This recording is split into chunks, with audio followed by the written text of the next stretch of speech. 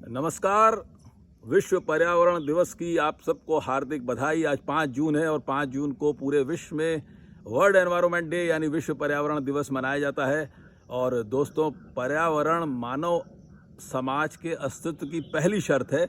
पर्यावरण के प्रति हम लोग जिस तरह से उसके प्रति एक उपेक्षा का भाव रखते हैं, उसको गंभीरता से नहीं लेते, इसके दुष्प्रभाव पूरी दुनिया में सामने आ रहे हैं। चाहे ओजोन परत का मसला हो, चाहे गैस उत्सर्जन का हो, कार्बन गैस उत्सर्जन का मसला हो, इंटरनेशनल लेवल पे जो मीट होती हैं उसमें भी कई बार एकता नहीं हो पाती और वो मीटिंग्स निष्फल होके हमने देखा है ऐसा पिछले वर्षों में। लेकिन अगर आवाम पर्यावरण को बचाने के लिए खुद आगे आए तो उसके क्या प्रभाव होंगे, ये हम जानेंगे। हमारे साथ हैं अब्दुल वहीद साहब, जो कि लखनऊ में रहते हैं, पेशे से बिजनेसमैन हैं और पर्यावरण उनका जज्बा है, पर्यावरण उनका पैशन है। आज हम आपकी मुलाकात करवा रहे हैं। अब्दुल वहीद साहब, नमस्कार। सबसे पहले तो मैं ये समझता हूँ कि पर्यावरण दिवस के सबसे बड़े सुपात्र या मुस्तहक आप हैं, जो कि अपने घर में सैकड़ों चिड़ियों को रोज़ आप वहाँ पर दाना देते हैं, पानी देते हैं। तो थोड़ा बताइए कि पर्यावरण के लिए आप क्या काम कर रहे हैं? देखिए, 2016 से मैंने पंछियों का पालने का ठिकाना अपने घर में बनाया है, एक गौरैया संरक्षण केंद्र बनाया है। और आज पर्यावरण को बचाने में सबसे ज़्यादा योगदान जो है वो पंछियों का है। पंछी अगर नहीं होंगे तो सबसे इसमें जो अहम रोल है वो गौरैया का है। हमने गौरैया संरक्षण केंद्र बनाया है अपने यहाँ और उसका आधे से ज़्यादा हिस्सा मैंने गौरैया संरक्षण केंद्र को समर्पित कर दिया है। आज के तारीख में जो है वो गौरैया जो है सबसे ज़्यादा जो है वो आपको पर्यावरण की रक्षा करती हैं। आज जो टिड्डी के लार्वा हैं, ये सबसे ज़्यादा टिड्डी के लार्वा खाने वाली जो पंछी हैं वो गौरैया हैं। और टिड्डी लार्वा इतना खतरनाक होता है कि ये पूरे फसल को पूरे पेड़ को तबाह कर देता है। आज ये हाल है कि चाइना ने गौरैया को मार दिया। आज होता क्या है कि पाकिस्तान और चाइना के जितना क्षेत्र है वहाँ टिड्डी इतना ज़्यादा अटैक कर लेती हैं पेड़ पौधों को, जिससे जो है वो पर्यावरण की रक्षा नहीं हो पाती है और अनाज फल बिल्कुल ख़त्म हो गए हैं। आपके घर में कितनी गौरैया आती हैं? हमारे यहाँ जो है हज़ारों की संख्या में रोज़ गौरैया आती हैं। जो फ्रेश दाना मिलता है उनको और पानी मिलता है। और जो अंडे देने वाली गौरैया है वो सब घोंसलों का हमारे सिस्टम बना रखा है।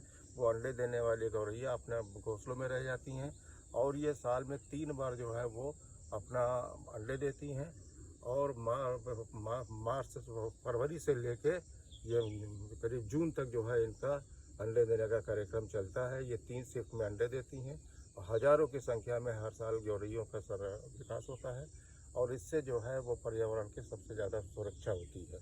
जी, आखिरी सवाल मैं आपसे ये पूछना चाहूँगा कि ये जज्बा, ये चेतना, ये बेदारी, ये कॉन्शियसनेस, ये आपके भीतर कैसे आई और इसमें आपके परिवार का क्या रोल है? सर, ऐसा है कि 2016 में मैं अपने गार्डन में टहल रहा था तो एक मौसम इतना ज़्यादा टेम्परेचर ज़्यादा था कि मई जून का महीना था। गौरैया पंछी एक आता है दोपहर में और वो इतनी प्यास से व्याकुल हो जाती है कि वो तड़प पर मर जाती है।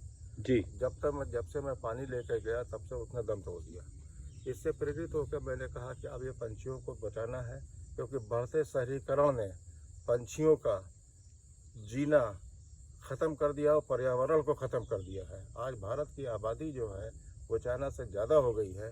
इस पे चिंता सरकार को करना चाहिए। अगर आबादी पे संरक्षण पे आबादी पे इन्होंने नहीं कदम उठाया तो आने वाले वक्त में इतनी ज़्यादा पर्यावरण के लिए असुविधा हो जाएगी कि इससे बचाना सरकार को पर्यावरण को लिए काफ़ी घातक हो जाएगा अगर नहीं बचाया।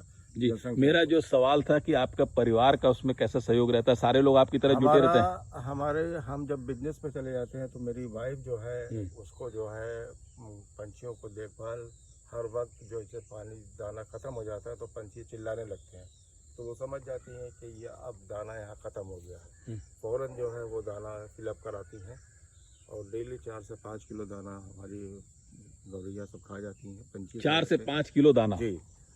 1 किलो दाना कितने का आता है? 1 किलो दाना करीब वही 70 रुपए 65 रुपए के लगभग आता है। अच्छा। उसमें काकुन है, बाजरा है, चावल की तिनकी है और कुछ फल वगैरह भी हम उनको देते हैं, जिससे वो काफ़ी खुश होती हैं और काफ़ी संख्या में वृद्धि हो गई है आज के पंछियों की, जिससे जो है वो आसपास के भी पंछी आने लगे हैं। पूरे तरीके के पंछी आते हैं, जिसमें मुनिया है, बुलबुल है, बागता है, मैना है, तोते हैं, अदर टाइप के पंछी आते हैं हमारे यहाँ। और सुबह भोर होते हुए होने में वो इतनी ज़्यादा मतलब आवाज़ें शुरू कर देते हैं कि लगता है कि कोई एक ऐसा नज़ारा आ जाता है उस समय सुबह 4 बजे से लेकर 5 बजे के बीच में, कि इतने ज़्यादा पंछी आवाज़ें चालू हो जाती हैं कि वो चीज़ें बिल्कुल नेचुरल लगती हैं हमको। अच्छा, जब आपका परिवार किसी शादी ब्याह ऐसे मौक़ों पे बाहर जाता है तो आप कोई बंदोबस्त करते हैं? उसके लिए मुझे अपना आदमी रख के जाना पड़ता है, क्योंकि डेली पानी चेंज होता है, पानी बासी दे नहीं सकते हैं। अच्छा। आज के तारीख में जो है वो जनसंख्या बढ़ते हुए जितने तालाबों को सब काट के बना दिया गया है मकान, पेड़ों को काट के सब बिल्डर ने बना दिया मकान। आज कहीं ठिकाना नहीं रह गया पंछियों का रहने का, तो इससे ज़्यादा असुविधा की कोई बात नहीं हो सकती है। इनको बचाने के लिए जो है अमेरिका में जो है वो अमेरिका गवर्नमेंट ने तो गौरैया पार्क बनाया और काफ़ी वहाँ पे जो है अमेरिका में काफ़ी इसका बढ़ावा है। लेकिन हम भारत सरकार से भी अपील करेंगे कि इसके लिए जो है वो काफ़ी बचाव करे, वरना आगे आने वाले वक्त में पर्यावरण समाप्त हो जाएगा। बहुत शुक्रिया।